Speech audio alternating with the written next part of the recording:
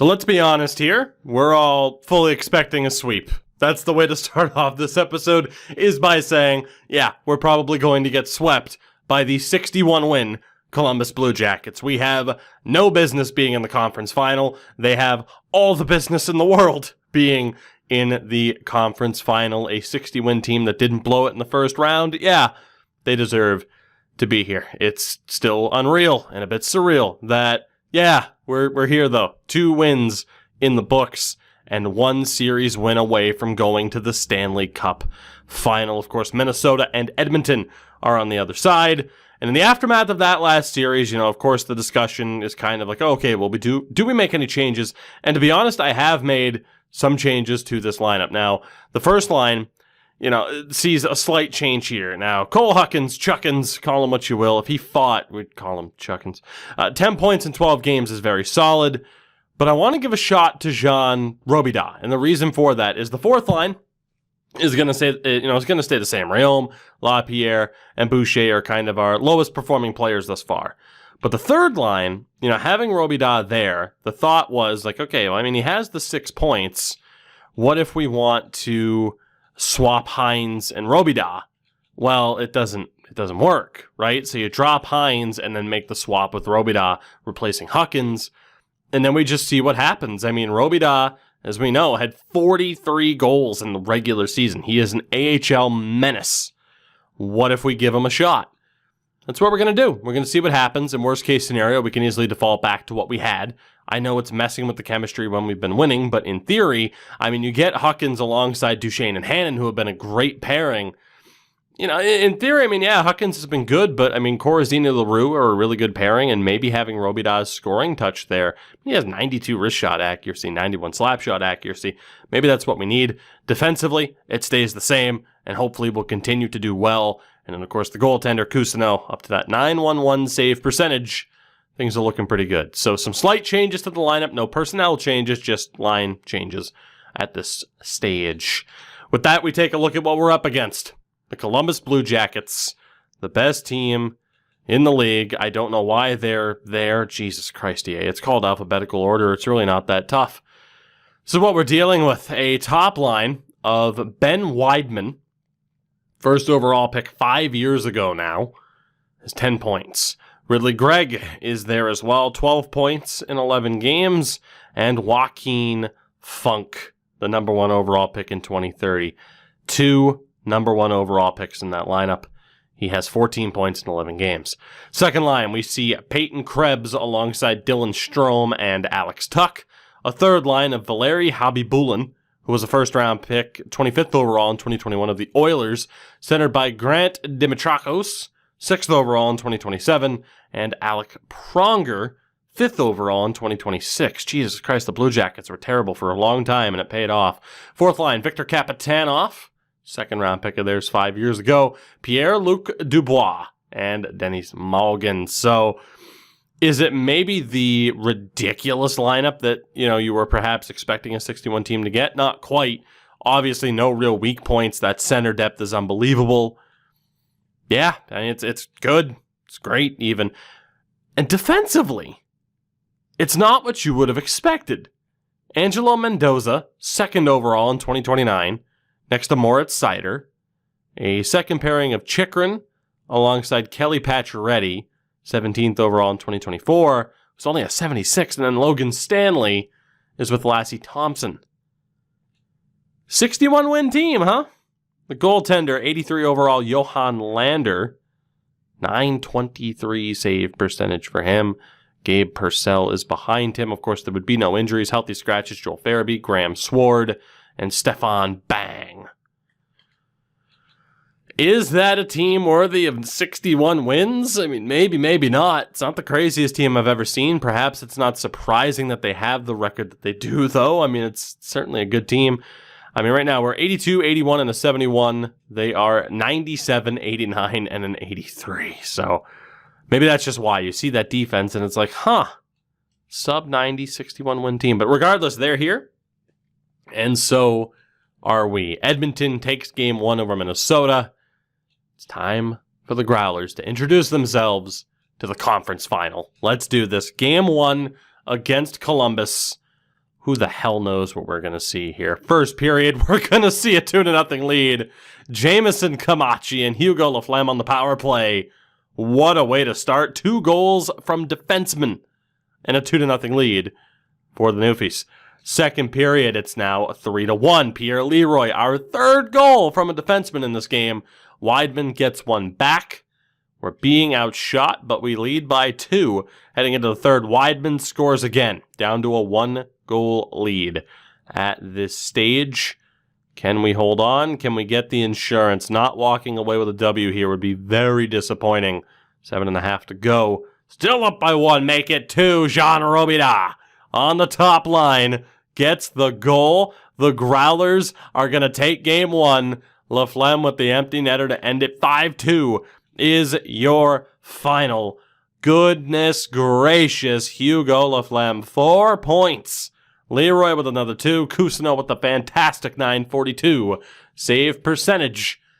And it's a win for the Growlers. Jean Robida, huge game for him on that top line with the goal. And we are 3 wins away. Wes Corazini with a hat trick of assists and a +4. We are 3 wins away from the Stanley Cup final. That's right, I said those words. 1 win down. Draft rankings? We don't care about draft rankings around these parts. It's game 2. No need to make any changes, obviously, at least not yet. Let's see how this goes. First period, decent start. Funk with the opening goal. Hines scores on the third line now to tie this one up. They outshot us 19-5. Thank God for Cousineau. And we are very lucky to be tied in this game. Second period, we are no longer tied in this game. 34 shots to 12. Chuckins gave us the lead, but then Thompson tied it. Funk scored again. We're down 3-2. Let's be honest. We have no business being in this game right now. Power play chance. Dimitrako scores as they get a power play immediately after, and they take advantage. And yeah, I mean, the Blue Jackets have been dominant here, but we're hanging in there. Aiden Hannon with a power play goal. 8 minutes to go here. Only down by 1. We are getting crushed in the shot department. This game was much closer than it should have been. We're going to overtime. What? Pascal Duchesne. How I wish I wasn't short on time so we could jump in and watch the gameplay, but I'm going to have to reserve that for a decisive series. We go to overtime here, tied at 4, outshot 44-24. Oh my God. Can the Growlers pull off the impossible? It's overtime in game 2. Who is scoring the winner? Power play, power play, power play goes to waste. Power play for the Blue Jackets, and they score. Joaquin Funk gets the hat trick. That is a devastating end to that game. So close yet so far. And that might just be the game that we look back at and say, had we just won that, we could have gone to the Cup final. Cousineau was amazing, despite a sub-900 save percentage. He was under siege all game long. Obviously, a little bit better save percentage. We would have won that one. But we had no business being in it. We couldn't steal it. We jump to game 3 now. Can we really have a little bit of better momentum here after getting shelled for the majority of that game? First period, goal apiece yet again. Aiden Hannon scores one more time. Alec Pronger is able to tie it up. 14 shots to 10, much better from us. Second period, and the wheels fall off. Greg, Funk, and Dimitrakos. And that's what I was worried about with that second game. We win that, who knows what happens, but I can't help but think now it's just going to be remembered as the game that we look back at to say, what if? LaRue gets us back within 2, but I have a feeling it's too little too late. 4.5 to go, and the Blue Jackets are going to take a 2-1 series lead. Mendoza sealed the deal. 5-2 the final score. As their goaltender Lander stood tall. Nick Russia ended up between the pipes. And that second period, Cousineau got pulled. Russia put up a 950. Controversial. Nick Russia, does he deserve a chance? Interesting. After back-to-back losses is when we normally look at the team. Nick Russia might get a shot if we fall down 3-1 in this series. He just might. Unfortunately, Louis Deschamps has really been struggling here. Of course, Belmar was sent down for a reason. Sauve's been great. Laflemme and Leroy have worked pretty well together. Unfortunately, I think we're going to try Bates and Sauve, Camachi with Deschamps. And on the offensive side, just to take a look at this team, Boucher has 20 penalty minutes. Hold on a second. Did I edit his fighting consistency? If Boucher doesn't have fighting and still has 20 penalty minutes, he's out. Bottom line, he's out. We're going to take him out of the lineup. Because in these lower levels, it's set to rarely, for God's sakes. I don't know what he's doing.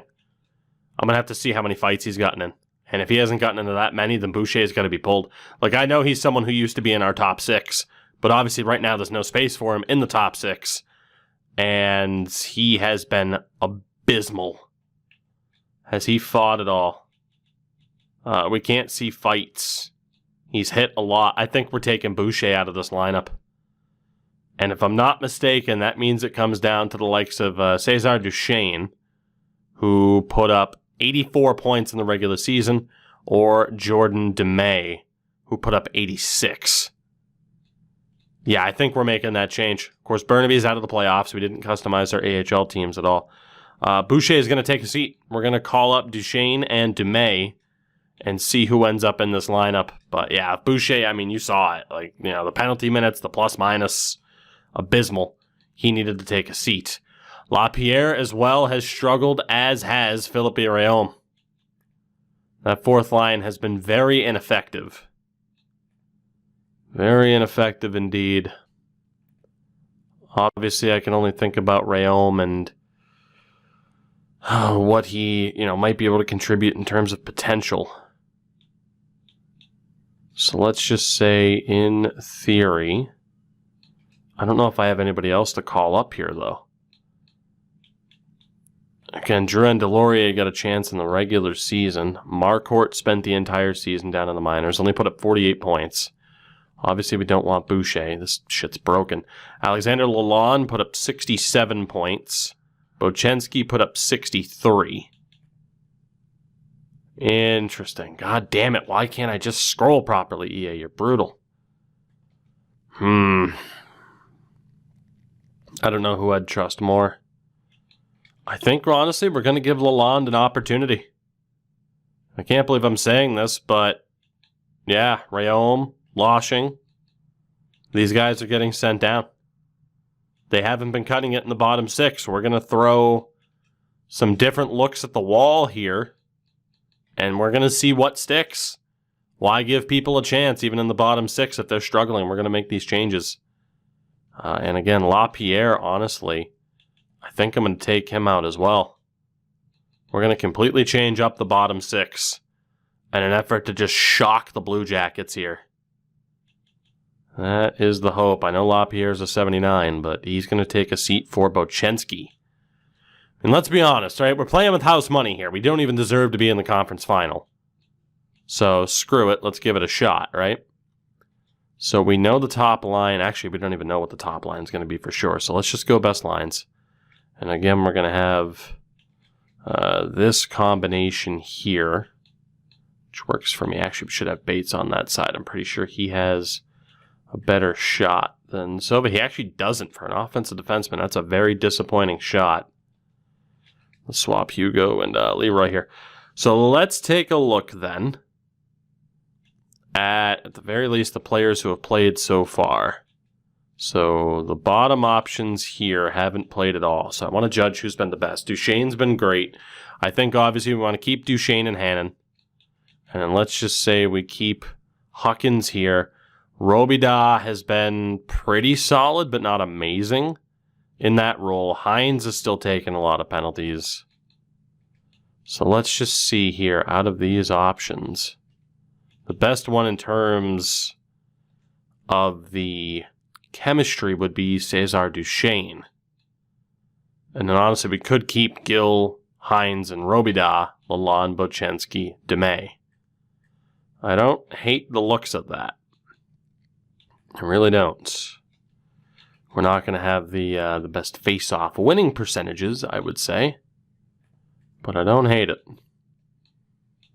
Might as well try it. I mean, again, a lot of lower level guys in the lineup now, but we're gonna see what we can do here. So Jean Robida, I mean, I don't know if you necessarily deserve to get bumped, and to be honest, you won't. We're gonna put Duchesne back on that lower line. Robida will stay on the top line. We're gonna roll with that. Let's give it a shot. And ultimately, the goaltending will stay the same. We're down 2-1. Still a long way to go in this series, but after losing 2 in a row, let's try something else. See what happens. First period is scoreless. We outshot them 16-4, so the immediate reaction is that those changes were positive. Second period, 2 goals apiece. Corazzini on the power play and Robida, but Weidman scored on the power play, as did Chychrun. So we are tied at 3, a much better period for the Blue Jackets. They scored their third unanswered. Weidman, again, we're having trouble shutting him down. And it looks like the Growlers could be in a decent amount of trouble here. Weidman scores again. We can't stop him. 5-2 final. Chychrun the empty netter. And the Blue Jackets are 1 win away. And like I said, I can't help but view it as we let that one game get away from us. And now here we are, and it wasn't even necessarily our new additions to the lineup that were bad in that one. It was our core of the team essentially that let us down. Back-to-back 5-2 losses. Okay, well, those changes didn't work. What we're gonna do, I mean, Belmar's the same overall as Deschamps, but I'm gonna make that change. And we are just going to call up the highest rated players that we have and just throw what we can at the wall and see what sticks ultimately. So let's go ahead. It's going to be Rayom who gets into the lineup even over Jean Robida. I know Robida just scored, but let's be honest, we have to try some voodoo here to try and get something to go for us. So we're just going to go best lines, I think. It's weird that it puts Hines on the top line. Very bizarre. Very bizarre indeed. Let's get Duchesne and Hannon back together. Who works best with them on that line? I guess I'll go Boucher, Duchesne, Hines, which is a great combination of names. I guess this is what it's going to be. And we will hope for the best. Which is all we can really hope to do right now, let's be honest. Backs are against the wall. Stick with Duchesne at center. Yeah, let's just do it and call it throwing away the series. Nick Russia is going to get the opportunity between the pipes here in Game 5 to save our season. What's the worst that could happen? We give up more than 5 goals? To be honest, we've been screwed anyway lately. First period, 1-0 Blue Jackets. Weidman, again, 11 shots to 8 in their favor. Second period, it's over, guys. It's over. We put up one hell of a fight. Say what you will about my changes to the lineup. Say whatever, but, I mean, let's be honest here. We were just thoroughly outmatched. The Columbus Blue Jackets will play the Edmonton Oilers. This is in the Cup final here, and you could judge the changes that we made, all of that. Maybe we did micromanage a bit too much, making changes after, winning in the last series. But, I mean, let's be honest here, guys. We were just thoroughly outmatched no matter what the hell we tried to do. The Blue Jackets were the better team. Not a season to be disappointed in. But the one hope you have to have in a draft of glory is that we didn't just hit our limit.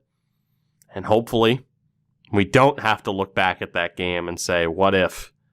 Hopefully, we find our way back to the conference finals sometime soon.